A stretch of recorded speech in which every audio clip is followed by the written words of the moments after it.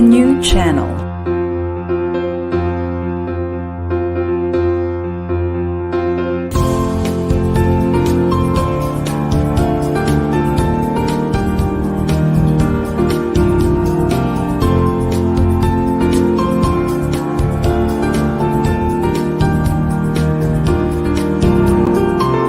The new channel. Hashtag TNC Now.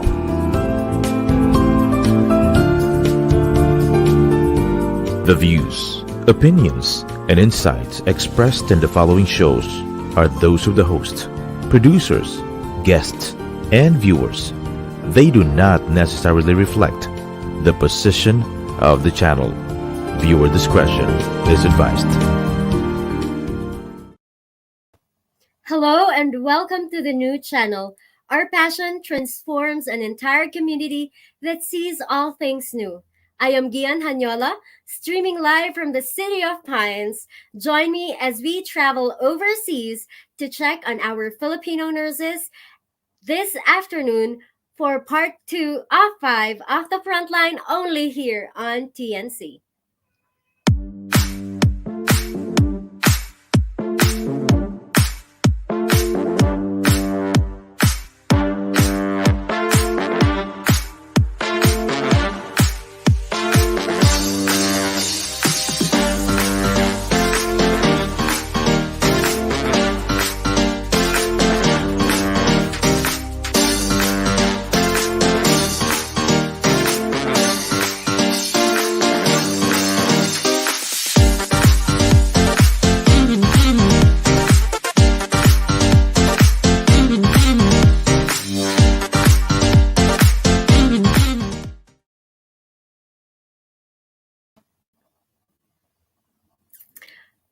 Good afternoon, everyone, and good afternoon to all our viewers out there. So, overseas Filipino worker nurses are already faced with challenges every day, especially because they are working away from our country.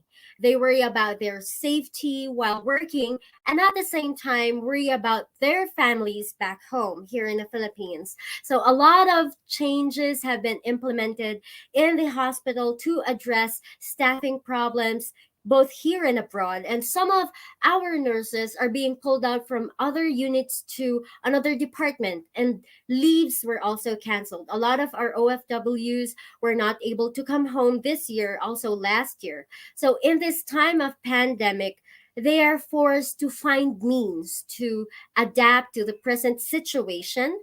Nurses are placed in demanding situations, fulfilling their roles on the front line while at higher risk just to save others. So this afternoon, ladies and gentlemen, let us hear the story from one of our Filipino overseas nurse. Joining me this afternoon is Mr. John Christopher JC Lucio, a hemodialysis nurse, a graduate of BSN at Bulacan here in the Philippines, and who has been working for more than 4 years in the United Kingdom. Sir JC? Hello, good afternoon, Miss G, and good afternoon, Philippines. My name is JC, and yes, I've been working in the UK for 4 years now, and it's been fun so far. Wow, it's really nice to have you on this show. I really appreciate you making time for this. I know we have differences, time differences, duty differences, and it was really hard and when we were trying to communicate, but still, thank you so much for No problem. being on the show. You're welcome. Thanks for Now, having me on. thank you. Of course, this is to promote also our profession as well as let people understand the scenarios that Filipino nurses overseas, just like you, have experienced during this pandemic. Now, as I understand, your area, the UK, has been badly hit by the pandemic, right? Yes, that is true.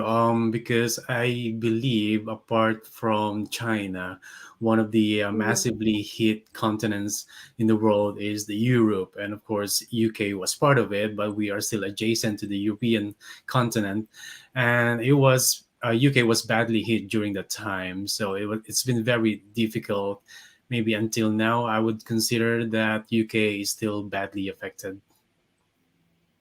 Yeah, that's right. We've been hearing it all over the news. We've all over social media.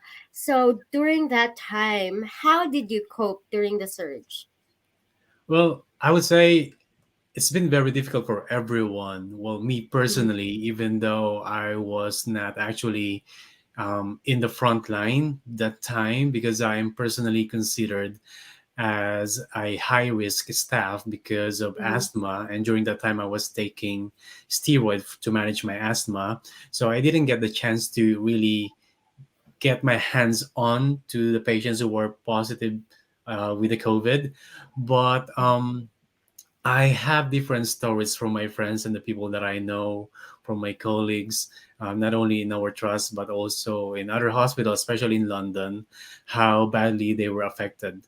For me, it's been difficult because, of course, the routine changed.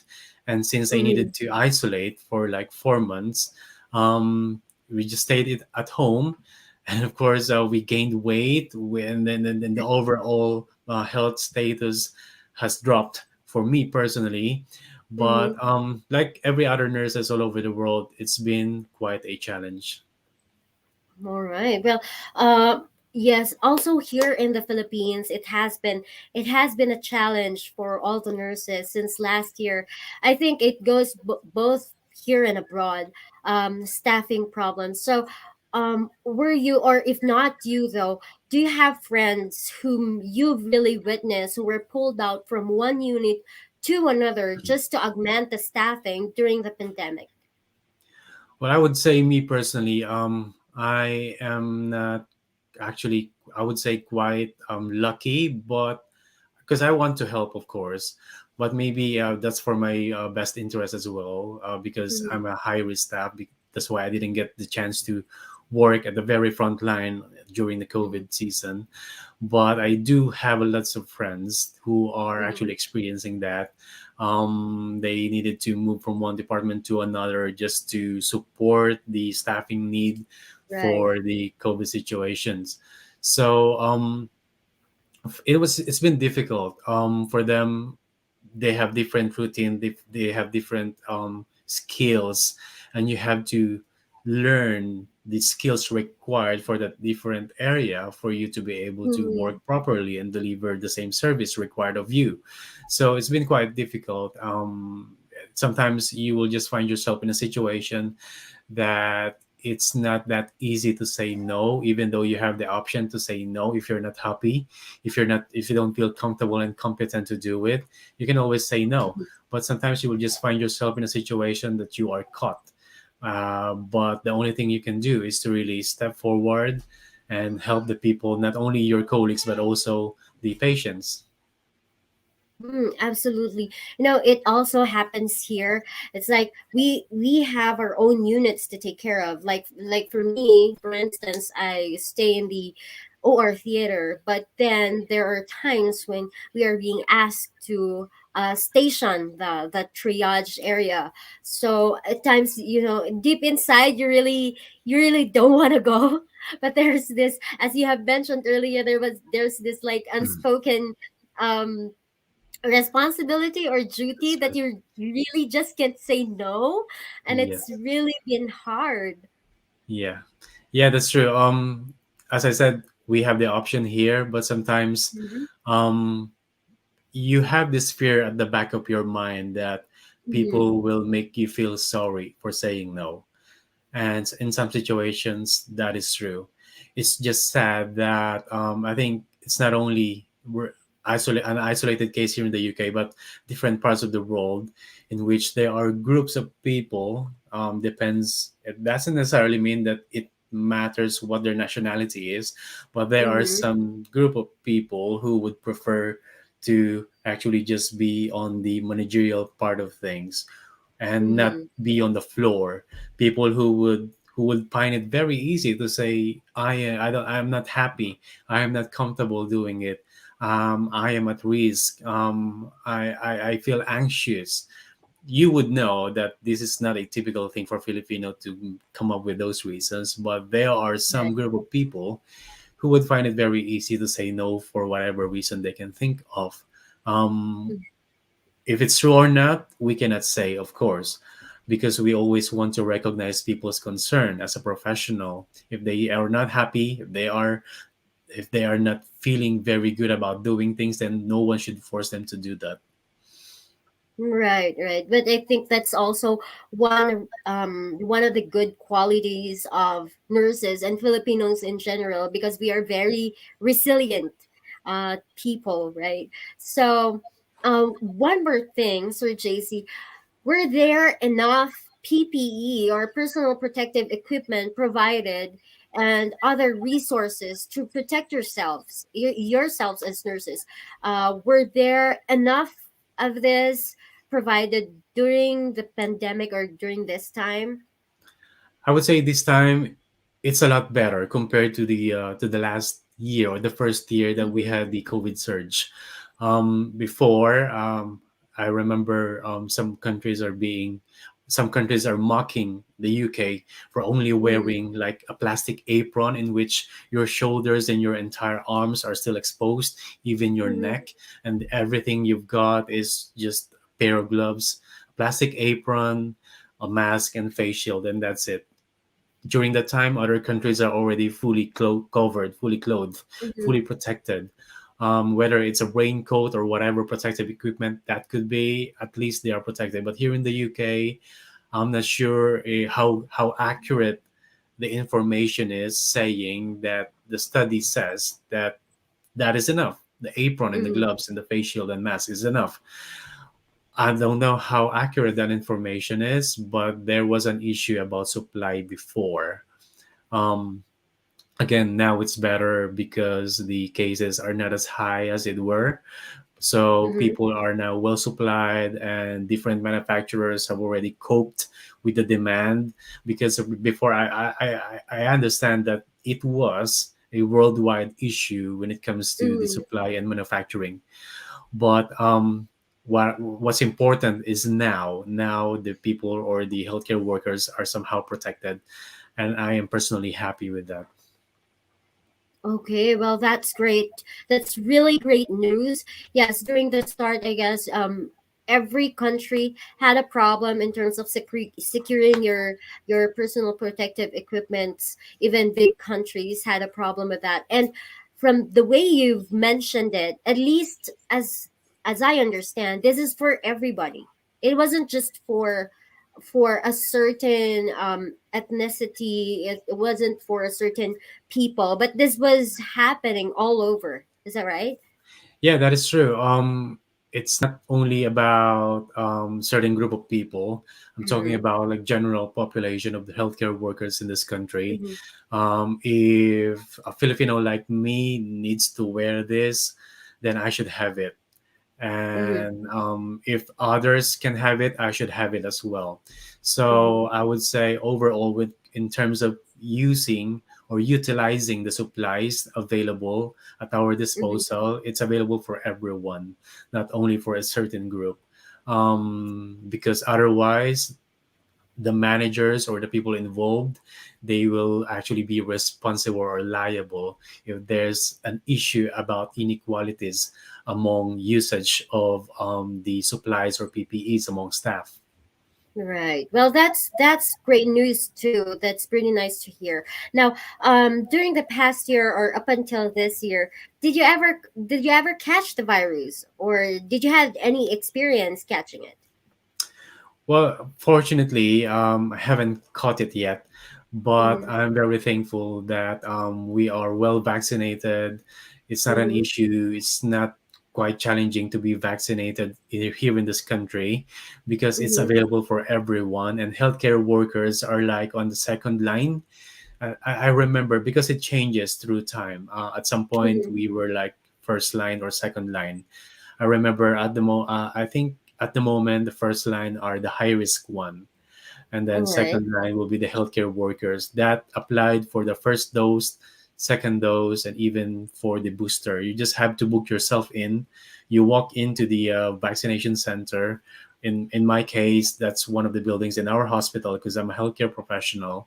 I will just book myself in. I will queue in the line, and then Mm-hmm. I will get vaccinated.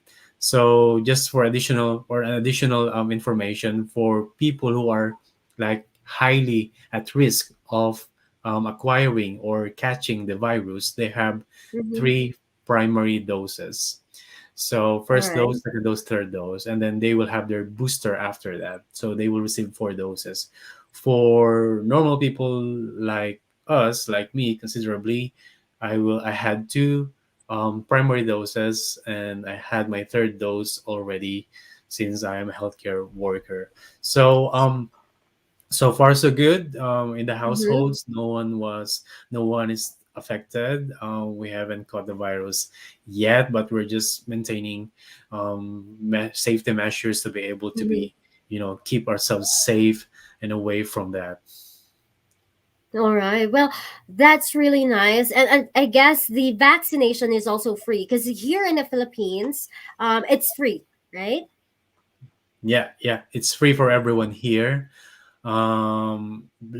Yeah, literally, no one should pay. Mm-hmm. And no one is even trying to sell it to you because they will be prosecuted. Yes, exactly. So even here in the Philippines, yeah, it's being given for free. That's Now, right. do you also have like colleagues or probably people you know who had the virus, and was the support of their hospital equitable to whom they're working for? How was it? Did you have any news about that? Yeah, yeah. I personally know people or my friends, my colleagues Mm-hmm. who contracted COVID, Mm-hmm. and they will just have to follow the government guideline or our trust's guideline.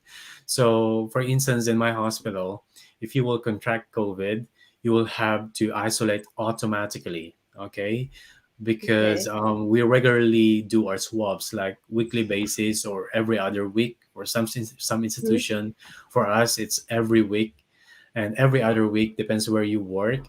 If Okay. you tested positive, you will have to isolate, and everyone in your household will isolate. If you will have to isolate, you will still be paid in full, okay, Okay. of your basic salary. And then you will have to isolate for 10 days if you tested positive. And then after that, you do another test. And if you are already negative, you go back to work. Even if you all get exposed to someone, Mm-hmm. because in the UK, we have this tracking system, you will be Okay. pinged or you will be notified if you get exposed to someone, because our devices, our cell phones are on, the Bluetooths are Mm-hmm. on, if we would want to, especially if we're going to a restaurant somewhere, that Mm-hmm. in a single room you have multiple people in the room. It's like our cell phones are detecting each other. If I'm Okay. positive, it will come up on my health service record, NHS All record, that right. I'm COVID positive, and I should be going out actually. But if I would, and then I am close to someone who is negative, and his or her Mm-hmm. phone is also turned on for the detection, the government will send him or her a message that you got exposed Notification. to this Okay. person. You will have to Oh, isolate. all right. Well, that's something new for me personally in terms of contact tracing. So that's pretty great that you have that technology there in Cambridge. Yeah. So my question, Mr. JZ, is a little bit controversial, but however, um, were there instances that nurses were placed on the front line because they were Filipino? Um, I would say that claim is partially true. So, Mm-hmm. I would not actually just contain it to a certain group of nationality, but not Okay. only to Filipinos specifically, but you know how we work as Filipinos, right? We don't complain a lot. Right. Some Filipinos, they find it very difficult to speak up, which Mm-hmm. is a problem indeed. I really recognize that as a serious problem. It's not very easy and not very comfortable for us to say no, or that we're not happy, or that we cannot do this or that for this very good reason. Even if we Mm-hmm. have the very good reason, sometimes we don't speak up. But I would say being in that situation is not only for Filipinos. Some group of Okay. people find it difficult to say no. And some Mhm. group of people take advantage of that. Some group of people Right. will just stay on the back row, overseeing what's going on, acting the role of a manager, and then Mhm. leave the other groups at the front line on the floor. They are the ones getting exposed. It happens not only in a single trust but everywhere. I have friends in London. I've been told of stories, different stories from their colleagues, um, or from their own experience, that their colleagues, Mhm. if not them, are being sent the front line while some other people are just at the back row and Mhm. being comfortable, trying to keep themselves safe. That means there's a bit of inequality. But it depends who are you working with. You cannot say that this entire hospital is doing it.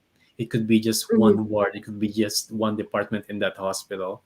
And you cannot say that it's only in the UK or it's all over the UK. It could only be Mhm. isolated to a number of hospitals or trusts, not all UK hospitals.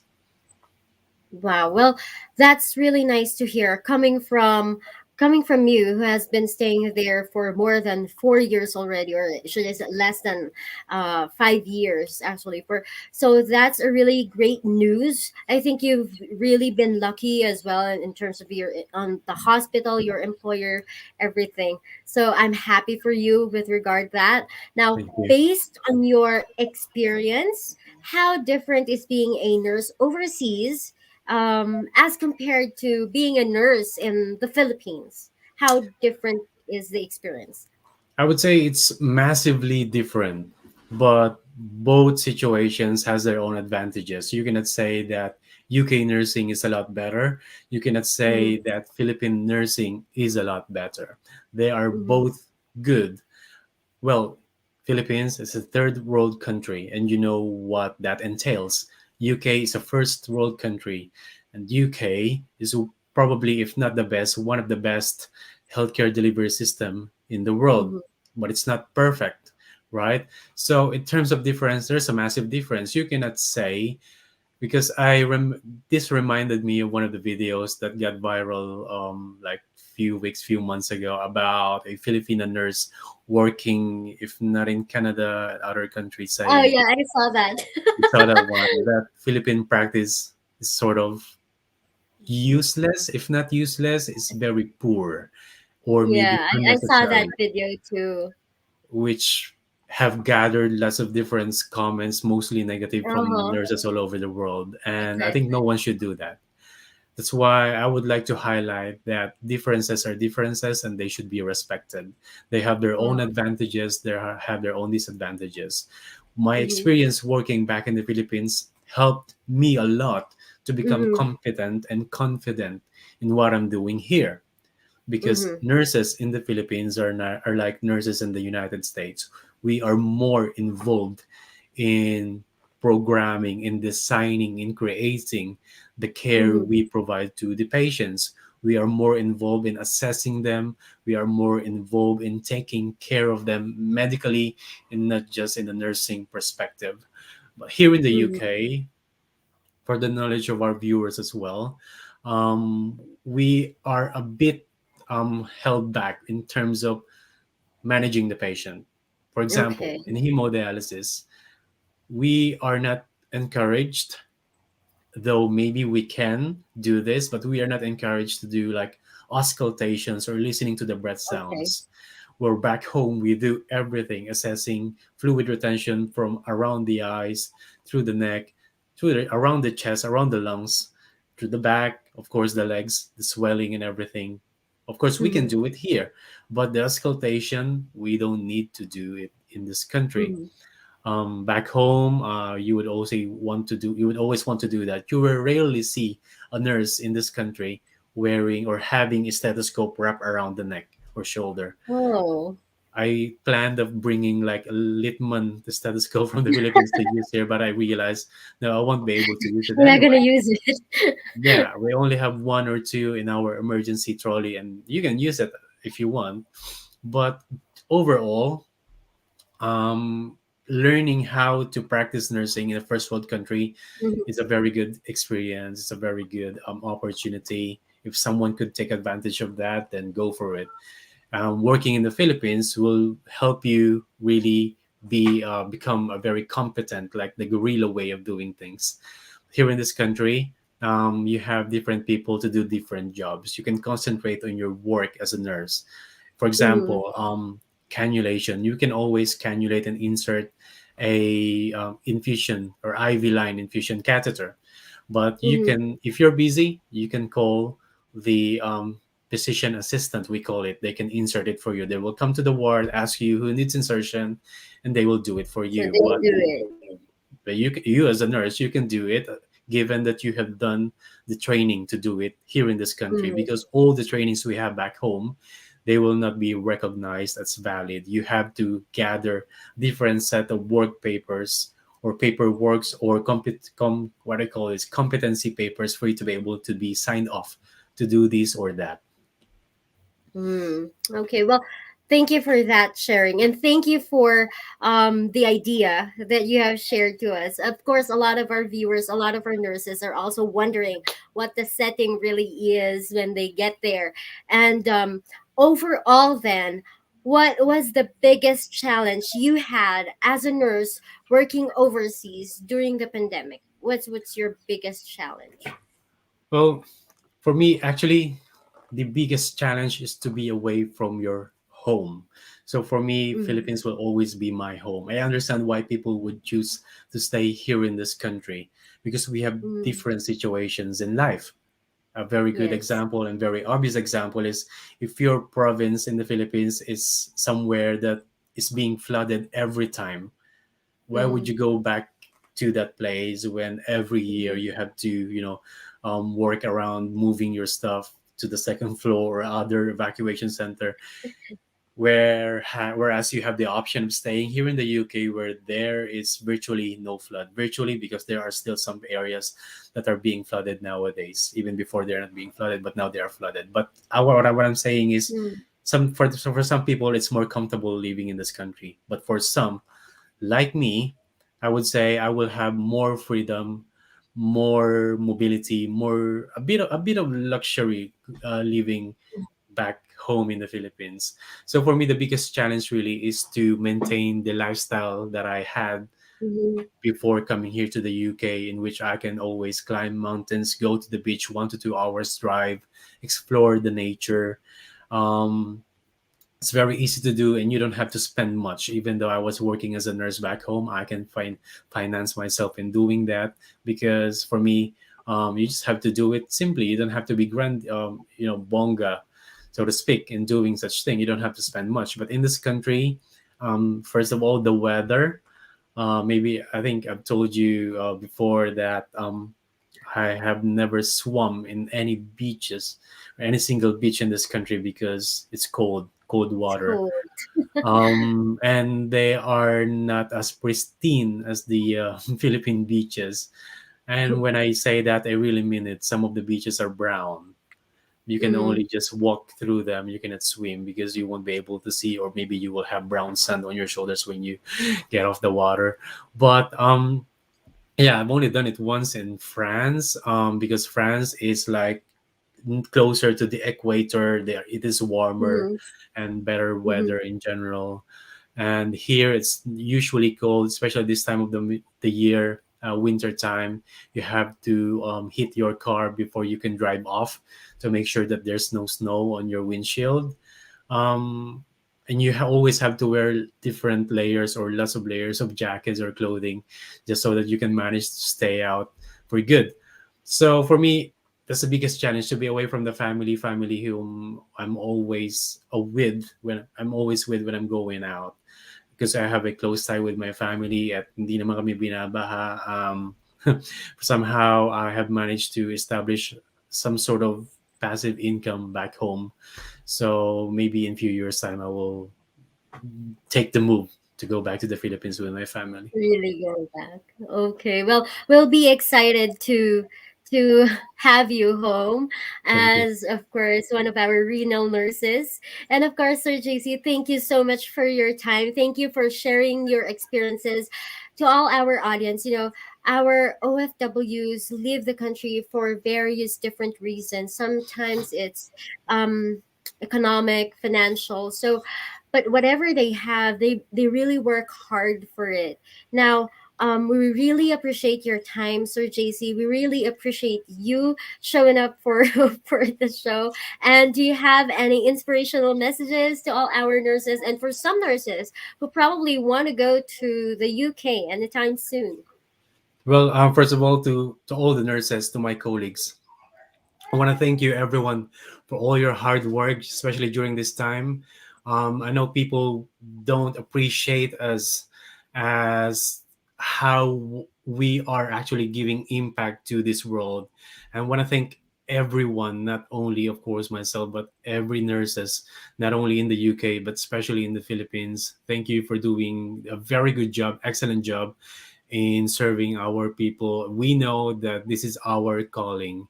For some, maybe we were forced, or you were forced. Me, I'm not. You were forced by maybe the one financing your education, if not your parents, your relatives, to take nursing.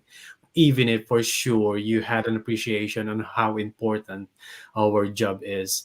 I want to thank everyone for doing that, and also kudos for a very good job that you just did. Continue doing that.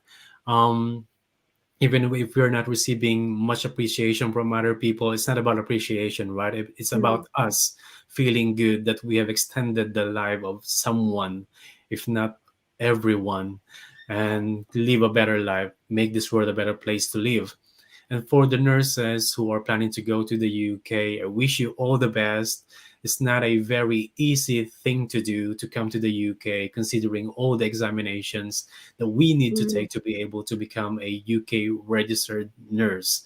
Yes. So, if you're planning to come here, I wish you all the best. Make sure that you will focus, and one of the key things we can do in preparing for something is to focus on your examination, focus on your preparation and taking the exam, and then later on for sure you will succeed. And you need to do a bit of planning as well. If you're going to the UK, plan when you are going to the UK, because some people always have this thought at the back of their mind saying, I'm going to the UK, I'm going to the US, I'm processing this, I'm processing that. But I've been hearing them saying that for 5 years. So make sure, okay, focus on your plan, take the necessary Mhm. steps, okay, and then when you're already here, actually before coming here, you also need to plan how long should I be working abroad. Will this be for Mhm. good? Will I stay in the UK for good? For doing those decisions, you need to do your research. Mhm. How much money should I save? How much money should I send back home to my parents? How much money should I save for building a house, for the wedding, for all those stuff? Do a bit of planning. I think this is something that Filipinos lack. Only quite a few Filipino that I know that know how to manage, or are at least thinking of managing their future, managing their career plans. So some Filipinos will just take one step at a time. Sometimes you need to plan ahead and take one step at a time.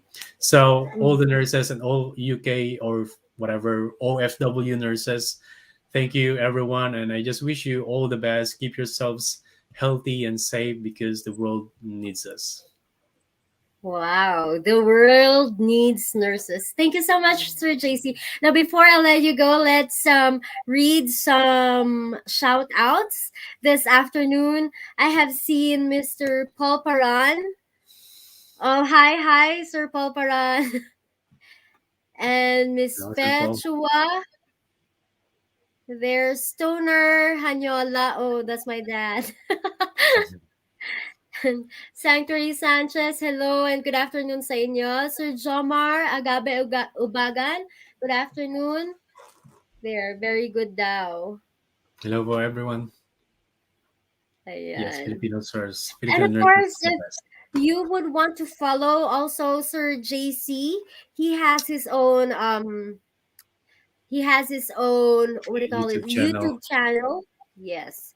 The Lucius Life. Hello, Gian. Oh, salute to frontliners. Frontliner is a hero. I guess that goes for you, Sir JC. For all of us. All right, there you go. Shout out to Hakobe. Hello, Hello po, Sir sir. JC. Ayan. May mga bago ka ng Thank you. followers, Sir JC. So, thank you so much for this afternoon. Hello, Ma'am Cheryl. Good afternoon. There you go. And thank you so much. Check out the Lucius Live there on YouTube. That is Yes, the for if you want to know more about my life here as a nurse, as a UK nurse, as an RFW, then you can learn from lots of videos I have uploaded, and I will still keep on uploading because the main goal of my channel is to educate Filipinos to change the mindset of OFWs that being an OFW should just be a temporary thing, especially here in the UK. Later on, you will consider yourselves one of the British people, not an OFW, because overseas Filipino workers, because we work overseas, but later on, you should be a local, not just an OFW. And there's a lot of other things that we can do in life after becoming an OFW. So if you want to check out the channel, I'm sure you will benefit from at least one or two videos in the channel. And I'm hoping to see you there. If you have any questions, I'm very much happy to address them with a video in response. Wow, there you go. So thank you so much, Sir JC. We'll see you soon. And to everyone watching, it's just a couple more days till Christmas. So I think it's only 26 days before Christmas. There you go. Where am I? Oh, there. There. Merry Christmas, everyone. 26 days before Christmas. I hope you're ready with your gifts. And of course, the current war against COVID-19. Filipino nurses are hailed as heroes here and abroad, known for their hard work, dedication, and the ability to put on smiles and laughter even in the face of hardship. Filipino nurses are truly a powerful source in the world of healthcare. But behind those smiles, however, these healthcare heroes struggle with fear and anxiety every day. Their fear of contracting the virus in the workplace and, of course, bringing it home to their families is something for them to bear as well. So, whenever we hear and read stories about our fellow nurses all over the country being avoided, bullied, physically harmed, this really dampens our spirit. So, to everyone watching, please spread the love and let's uplift our healthcare workers, and they are our heroes. Some call them our heroes, but we really treat them as peons. So let's not do that.